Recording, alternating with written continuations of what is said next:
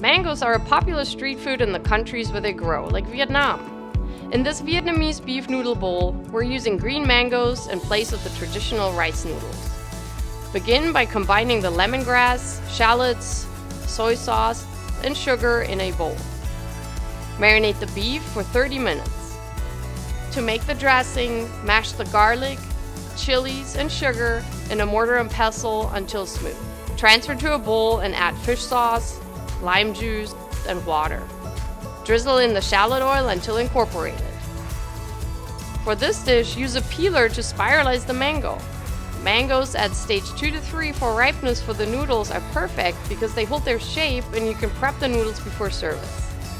Toss the mango noodles, green beans, bell peppers, cilantro, and Thai basil with the chili lime vinaigrette.